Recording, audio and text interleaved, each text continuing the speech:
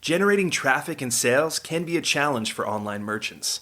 But selling on the Walmart Marketplace puts your products in front of millions of customers who shop on Walmart.com. And right now, sellers who join Walmart Marketplace can save up to 50% on referral and fulfillment fees for the first 90 days. So get started today. Head over to marketplace.walmart.com/savings. That's marketplace.walmart.com/savings. Today's podcast is sponsored by SLI Systems, providers of intelligent site search and navigation solutions. Learn more at sli-systems.com and listen to their interviews at ecommercepodcast.com.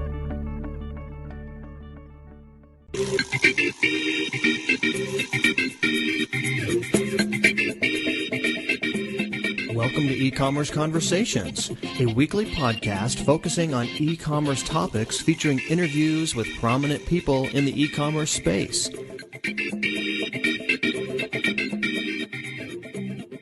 Welcome to another edition of E-Commerce Conversations by Practical E-Commerce.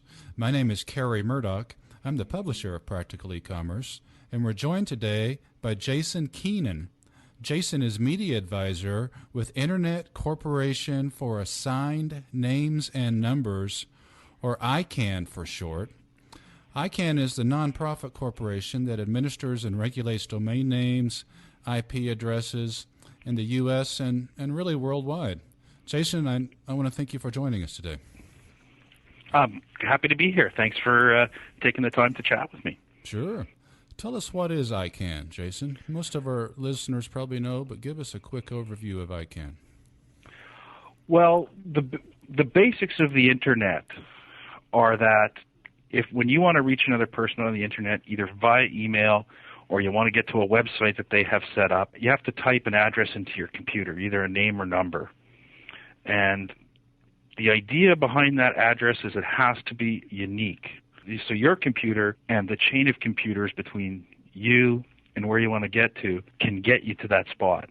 ICANN's role is coordinating, and I emphasize that word, coordinating, the unique identifiers across the world. And what that coordination does, and that's working with a wide variety of organizations and people across the globe, that coordination ensures we have a single, global, interoperable Internet. Basically, when you plug in Des Moines, Iowa, it's the same as if you plug into the Internet in Paris, France, or Tuktoyaktuk in Canada, or in Cape Town, South Africa. It's also very important that people understand what ICANN doesn't do, which is we don't control content on the Internet, we don't deal with spam, we don't deal with access. The best way of thinking of it is, if you related it to the mail system, ICANN's job is worrying about the address on the envelope, making sure it's unique and making sure it's correct. Delivery inside of the envelope, distribution, that's somebody else's job. Now, you just mentioned there, Jason, IP addresses and domain names. I know you've explained to me in the past that there are technically two parts to a domain name. There's the front portion, such as Practical E-Commerce, and then there's a portion behind the period or the dot, so .com. So it's two different parts of a domain name. What are each of those called? There can actually be more than two parts. We talk about levels. Now, when we're talking about the final dot, the .com, .net, .ca, .us, .de, the whole range of more than 200 that exist in the world. The part after the dot is called the top level. So it gets kind of hard to think about sometimes because it's when we look at it, it's at the end, but that's the top. And ICANN's coordination role involves that top level. We work with the two-letter codes, which are the country codes. We work with the people around the globe who operate those, and we work with the people who operate the generic top-level domains, which are 3 letters or more, .museum, .coop, .arrow, and it's all based on our cooperation model. So with practicalecommerce.com, the .com is the top level, and the other part is the second level. In a lot of country codes, if you look at, I'm Canadian, so I use the Canadian example. If you look at .ca, you can also register .bc.ca, which would be something from within the province of British Columbia in Canada. The .bc is the second level, and if I register jasonkeenan.bc.ca, Jason Keenan would be the third level. And so it works hierarchically like that. Now, you just said that there's over 200, I believe that's what you said, Jason, top-level domain names. You're adding new ones. I see new ones come up a lot. .biz, relatively new. .mobi, relatively new.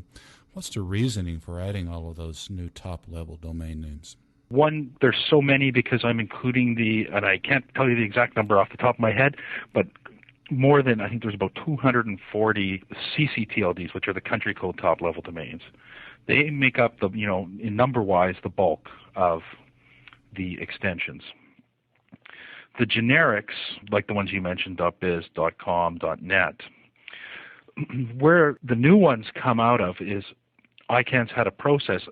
When ICANN was founded back in 1998, one of its roles was to promote competition. And one of the ways of promoting competition was putting out a call for people with ideas for new extensions. New top-level domains. Now, it's not that ICANN sits back and says, well, we think we need a new .widget because it's a really good idea, so we're going to create it. It's the people who are involved in the ICANN process, and there's thousands of people who are involved in what we call the ICANN community.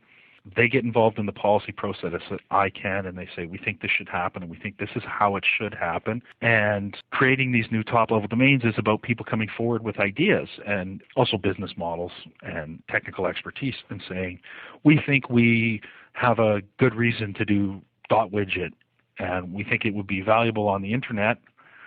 We judge it on its technical merits when there is a process, and it can move forward or not move forward from that point and become another one of the top-level domains. It's actually one of the big projects ICANN is working on right now, is creating the framework for the next round of extensions.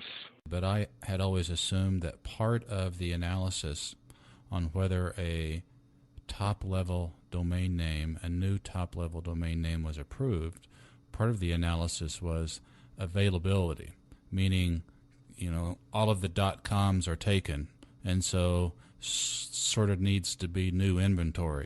It's part of promoting competition, and it's part of letting people bring forward new ideas. We don't know what people's new ideas are for possible extensions. You look at something like .asia, that's an idea that some folks came up with and said, we think there's a market for this. We think that this could be an opportunity for Asian businesses, people doing business in Asia, to put their brand on the Internet. .com is huge. It's the largest, but it's really about people coming forward with ideas. Some people have big ideas, right? Or some people could be coming forward with big ideas saying, we want to create the next top-level domain that everyone's going to want to have. Other people come forward and say, we want to have it for a small group. .coop is a good example. It's limited to cooperatives. They don't aim to become the biggest top-level domain in the world. They're very happy with providing that service to their global community. What does it cost? I'm just curious. What does it cost? If I approach ICANN and I have an idea for a new top-level domain name, what's that going to cost me? I can't give you that number right now. I don't know what it is because let me explain the way it's worked. We had two previous rounds where there was, an application period and then an approval period. And we're currently in the very large policy process of developing what that application and approval process is going to be.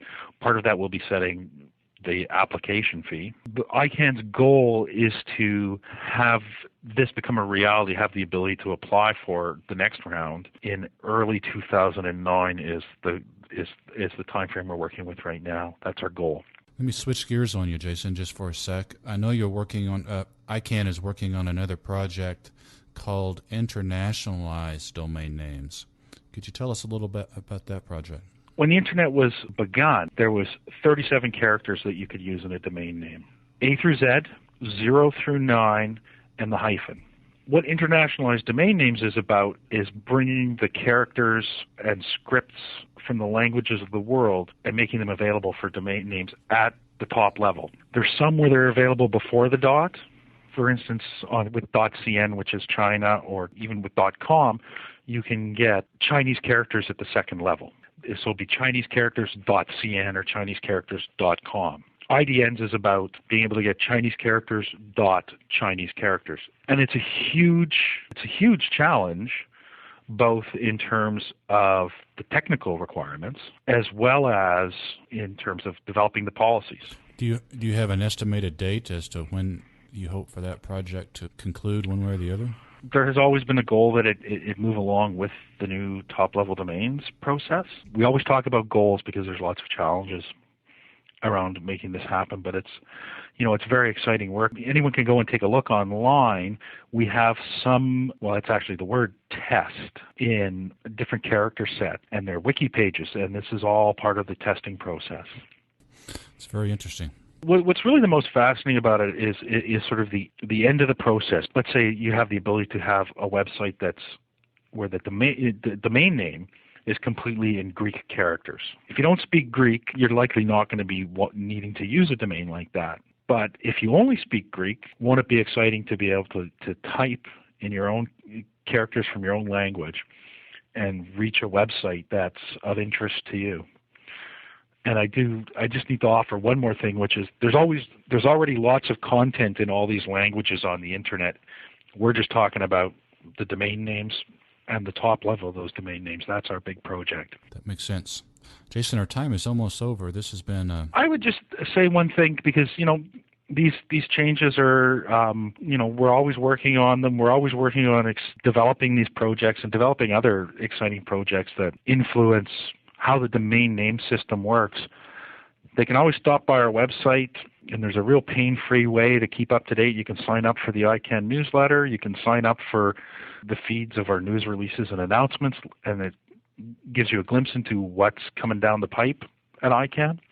I invite everyone to do that, and if they really want to take an interest, we welcome the participation of anyone and everyone.